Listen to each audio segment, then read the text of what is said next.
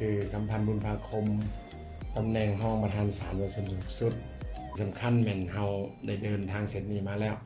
ผมต้องคำนวณที่สุดในเรื่องของจรรยาบรรณในหน้าที่รับผิดชอบเพราะว่าเฮาเฮ็ดเวียกในองค์เขตยุติธรรมก็คือองค์เขตกฎหมายนี้นอกจากเขามีความรู้เขาจะต้องคำนึงถึงว่าการนำใช้ความรู้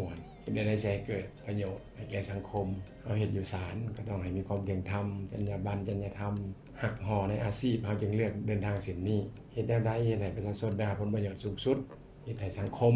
มีความยุติธรรมเที่ยงธรรมอันนั้นเป็นจุดประสงค์หลักและเป้าหมายของสังคมก็คือแนวทางนโยบายของพรรคที่เฮ็ดจังได๋เป็นกำหนดว่าสังคมประชาชนหังมีผาสุขสังคมสิวิไลและยุติธรรมเขาจะเฮ็ดได้นั้นก็ตัวมาเขาต้องสร้างบุคลากรให้มีคุณธาตุการเมืองคุณสมบัติศีลธรรมปฏิบัติบ่เพียงพอแต่ด้านความรู้จรรยาบรรณศีลธรรมต้องมาก่อน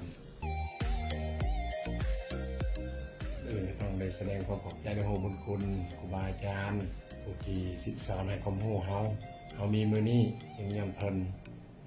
ให้สอนถ่ายทอดความรู้โดยเฉพาะเป็นวิชาเฉพาะวิชาการอีกอันหนึ่งข้าพเจ้าก็แสดงความเคารพและโหบุญคุณต่อสถาบันการศึกษาแห่งนี้ที่ข้าพเจ้าได้ใช้ชีวิตได้เติบโตได้ทำได้เรียน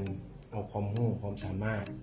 จนข้าพเจ้ามีทุกมื้อนี้ก็แม่นสถาบันแห่งนี้เป็นผู้บ่มสอนของข้าพเจ้า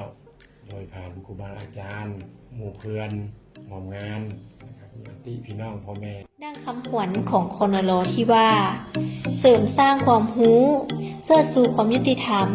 เคียงคู่จรรยาบรรณยึดมั่นระเบียบวินัยค้นคิดผลงานวิจัยก้าวไปสู่หลักแห่งกฎหมาย